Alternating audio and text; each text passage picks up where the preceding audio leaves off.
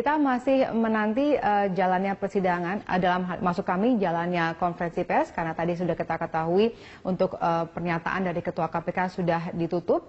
Namun saat kita masih melihat bagaimana para wartawan masih mengajukan pertanyaan kepada Ketua KPK Agus Raharjo mengenai penetapan dari tersangka baru kasus IKTP yang cukup menyita perhatian masyarakat karena sudah berjalan cukup lama, dengan adanya juga drama dalam hal ini adalah kaitannya dengan pendirian pansus ataupun hak angket dari DPR untuk membentuk pansus KPK yang saat ini dipertanyakan ataupun dikabarkan oleh banyak orang sebagai langkah untuk membuat tumpul dari KPK untuk mengungkapkan kasus-kasus besar, termasuk dalamnya hal ini adalah kasus IKTP. Ya, tadi kita sudah lihat bagaimana jalannya konferensi pers dari gedung KPK Jakarta. Saat ini kita masih menanti bagaimana hasil akhir dari konferensi pers tersebut, apakah ada pernyataan lain yang disampaikan oleh Ketua KPK Agus Raharjo. Namun seperti kita ketahui tadi sudah disampaikan bahwa pada saat ini hanya akan diumumkan penetapan tersangka baru untuk kasus IKTP terlebih dahulu. Namun fakta dan bukti terkait akan dibeberkan pada saat persidangan, tidak akan disampaikan pada saat ini. Karena ketika kita dengarkan pertanyaan-pertanyaan tadi semua mengarah kepada apa yang memberatkan ataupun yang menjadi dasar dari penetapan tersangka. Namun Ketua KPK Agus Raharjo masih enggan menyebutkannya dan mengatakan bahwa ketika KPK memutuskan untuk menetapkan seseorang menjadi tersangka, maka ada bukti kuat yang disiapkan untuk mendukung pernyataan ataupun penetapan tersangka tersebut. Kita juga masih melihat apakah akan ada langkah konkret dari KPK terkait dengan pasca penetapan tersangka terhadap SN ini nantinya. Dan untuk saat ini bisa kami informasikan bahwa untuk kasus IKTP sudah ada dua terdakwa, yaitu Sugiharto dan Irman, yang juga sudah menjalankan persidangan dan sudah diputus oleh peradilan. Dan berikut adalah pernyataan dari Ketua KPK Agus Raharjo selengkapnya dalam konferensi pers penetapan tersangka baru IKTP. Penduduk berbasis nomor induk kependudukan secara nasional atau KTP elektronik tahun 2011-2012 pada Kementerian Dalam Negeri Republik Indonesia, Komisi Pemberantasan Korupsi menemukan bukti permulaan yang cukup untuk menetapkan seorang lagi sebagai tersangka. 2. KPK menetapkan saudara SN, anggota DPR RI periode 2009-2014 sebagai tersangka karena diduga dengan tujuan menguntungkan diri sendiri atau orang lain atau suatu korporasi menyalahgunakan kewenangan, kesempatan atau sarana yang ada padanya karena jabatan atau kedudukannya sehingga diduga mengakibatkan kerugian keuangan negara, perekonomian negara sekurang-kurangnya 2,3 triliun rupiah dari nilai paket pengadaan sekitar 5,9 triliun dalam paket pengadaan penerapan KTP elektronik tahun 2011-2012 pada Kementerian Dalam Negeri. 3. Saudara SN melalui AA diduga memiliki peran baik dalam proses perencanaan dan pembahasan anggaran di DPR dan proses pengadaan barang jasa dalam proyek KTP elektronik. SN melalui, saya ulangi, nomor 4, saudara SN melalui AA diduga telah mengkondisikan peserta dan pemenang pengadaan barang dan jasa KTP elektronik. 5. Sebagaimana terungkap dalam fakta persidangan, korupsi IKTP ini diduga sudah direncanakan sejak proses perencanaan yang terjadi dalam 2 tahap, penganggaran dan proses pengadaan barang jasa dan jasa. 6. Terhadap saudara SN disangkakan melanggar pasal 3 atau pasal 2 ayat 1 Undang-Undang Nomor 31 Tahun 99 tentang Pemberantasan Tindak Pidana Korupsi. Setelah breaking news Berita 1 News Channel, saya Valerina Daniel. KPK mengumumkan tersangka baru berinisial SN dalam kasus korupsi pengadaan KTP elektronik. Berikut kita ikuti jumpa pers yang saat ini sedang dilaksanakan di gedung KPK Jakarta. Perlu saya sampaikan kembali, KPK akan terus bekerja keras dalam menangani kasus-kasus korupsi. Perkembangan penanganan perkara KTP elektronik akan kami sampaikan sebagai bentuk pertanggungjawaban KPK kepada seluruh rakyat Indonesia yang berkomitmen bersama-sama melakukan pemberantasan korupsi. Poin 11 yang terakhir, sekali lagi KPK berharap publik mengawal kerja KPK, termasuk penanganan perkara KTP elektronik ini, karena kami sadar masyarakat adalah pemilik KPK yang sesungguhnya. Demikian saya akhiri. Wassalamualaikum warahmatullahi wabarakatuh. Oke, terima kasih Pak Agus. Kita sesi tanya jawab ya Pak Sardi.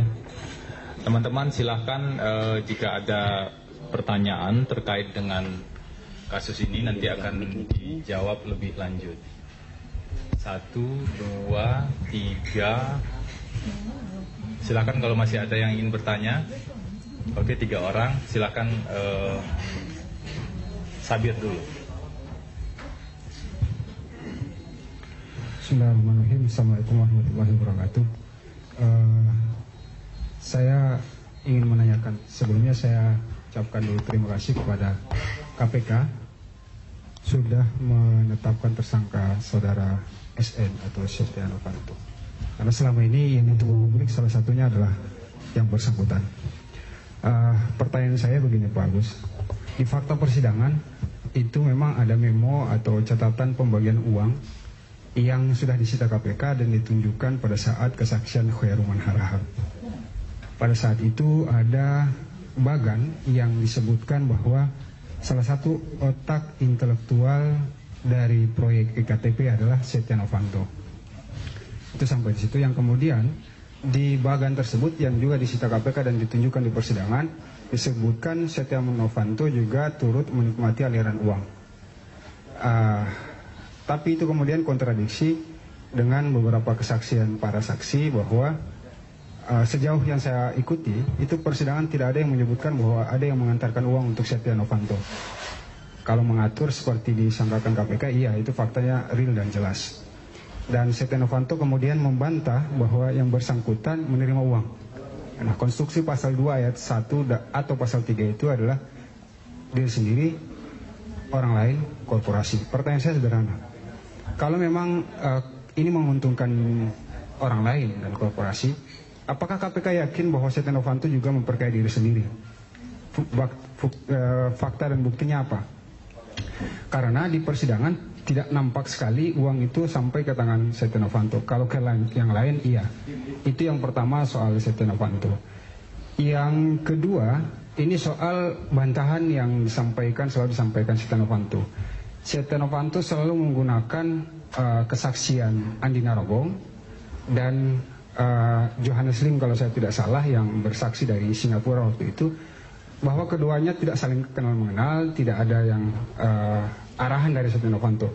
KPK menggunakan kesaksian siapa dan keterangan siapa dan bukti apa untuk memastikan bahwa Setia Novanto itu benar-benar mengarahkan. Apakah dia Anggreni saja, atau Irman saja, Sugiharto saja, atau misalnya Winata Wira Utama yang direktur. Itu 2 pertanyaan. Yang ketiga dari saya adalah Pansus sedang berjalan. Saya yakin tidak ada kaitan dengan Pansus sebenarnya KPK menetapkan yang bersangkutan.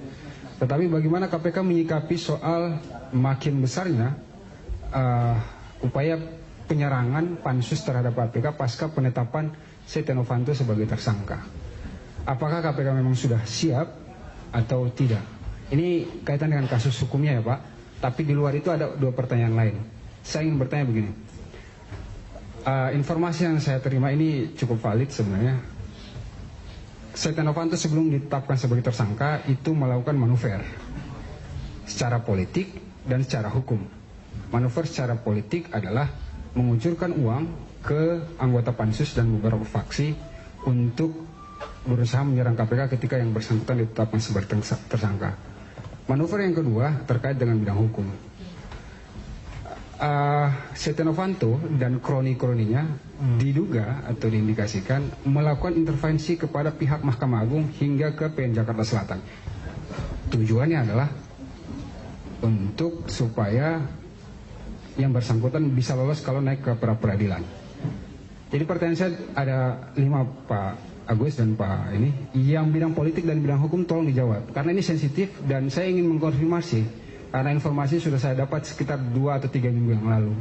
Bahkan Mahkamah Agung sudah menunjuk salah satu hakim yang selevel atau setara dengan Hakim Sarfin, mohon maaf saya sebutkan namanya, itu agar Setia Novanto dimenangkan dalam pra-peradilan. Nah, saya ingin menanyakan, apakah 2 informasi manuver politik dan hukum tadi juga diterima oleh KPK? Kalau diterima oleh KPK, atau misalnya ada tim surveillance yang menemukan, apakah KPK siap mengantisipasi perlawanan politik dan perlawanan hukum di tingkatan pra-peradilan hingga Mahkamah Agung? Terima kasih. Oke, terima kasih Sabir, silakan.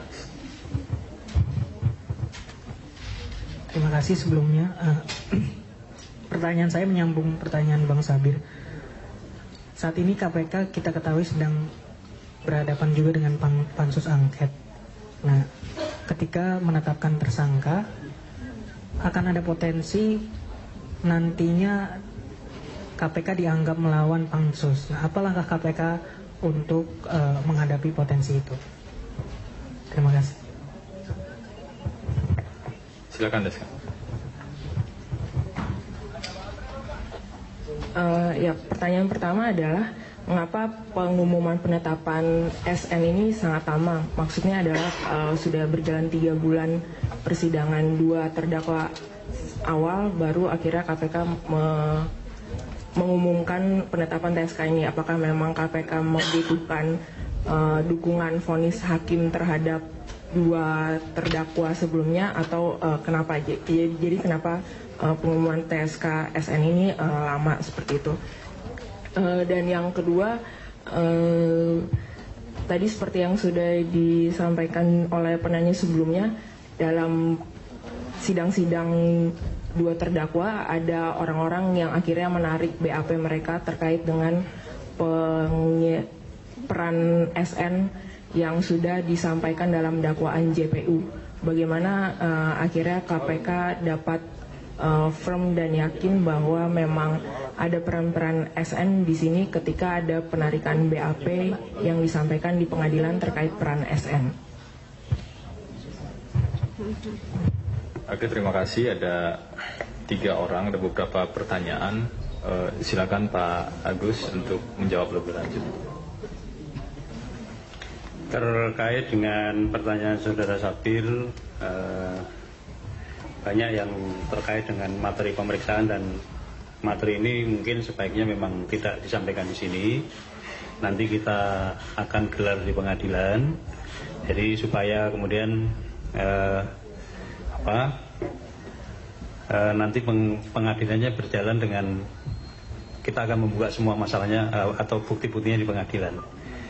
Jadi dan ini sama sekali tidak terkait dengan pansus yang sekarang bekerja. Dari sisi itu kami, kalau dengan pansus, sebagaimana saya ungkapkan berkali-kali di banyak kesempatan, satu-satunya cara KPK yang mempercepat kerjanya, meningkatkan performanya, supaya kemudian menunjukkan pada masyarakat bahwa kita tidak terpengaruh dengan itu. Nah, mengenai pertanyaan yang terkait dengan, walaupun ini nggak terkait hukum, apakah yang bersangkutan intervensi atau yang bersangkutan juga mempengaruhi proses di pengadilan, kami tidak akan berkomentar terhadap itu, ya. Apakah kami mempunyai data, mempunyai informasi, ya itu biar kami nanti yang mengatur langkah-langkah dan strateginya.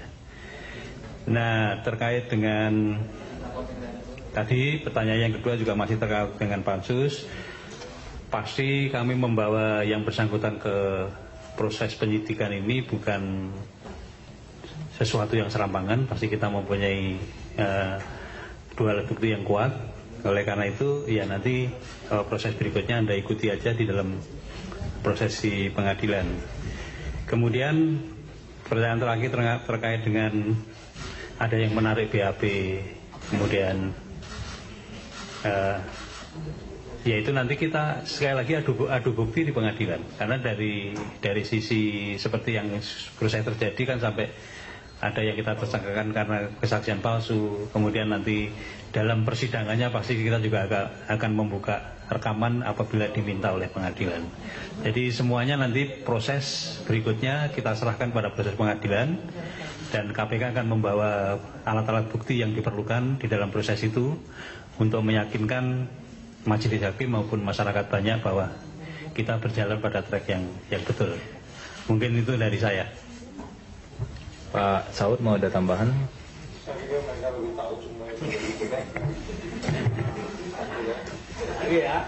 Oke, karena ada kegiatan lain yang harus diikuti oleh pimpinan. Nanti kalau beberapa pertanyaan yang agak detail nanti bisa saya respon lebih lanjut.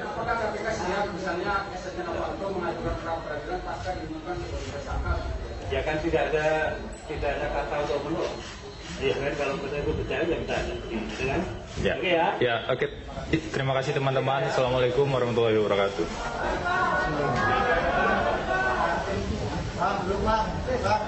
Kacamata duduk.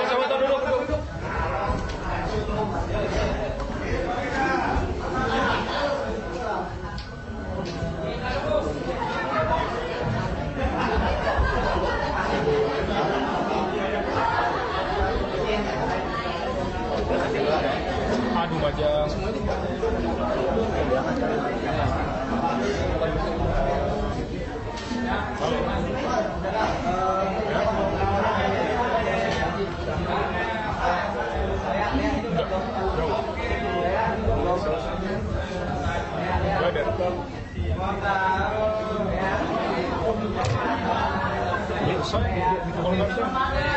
Tinggal di depan.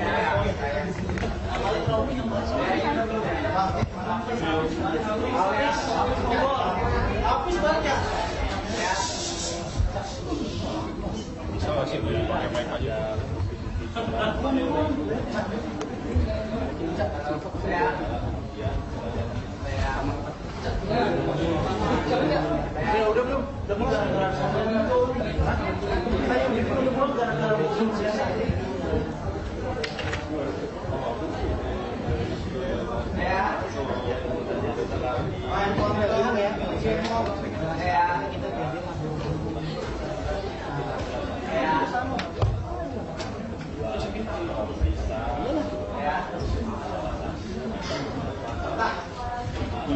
Molek kan? Molek. Ini langsung lagi ya, tinggi ya. Kalau begitu Udah biarin ya. Tes mau ke depan nggak?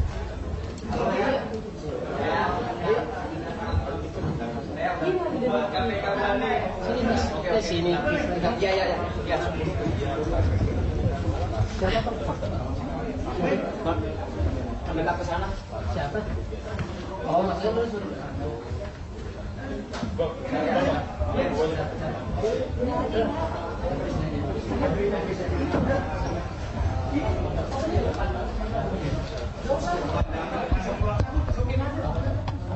Ya pemirsa, baru saja kita mengikuti bersama jalannya konferensi pers yang dilaksanakan di gedung KPK Jakarta, yang tadi sudah kita ikuti bersama pernyataan dari Ketua KPK Agus Raharjo yang mengumumkan penetapan tersangka baru untuk kasus IKTP berinisial SN. Dalam hal ini juga disampaikan oleh Ketua KPK bahwa ini adalah wujud dari bentuk komitmen KPK untuk menjalankan atau menuntaskan kasus IKTP, dan diharapkan publik mengawal KPK terutama untuk kasus ini. Seperti kita ketahui, nama SN disebut-sebut juga dalam peradilan dan persidangan.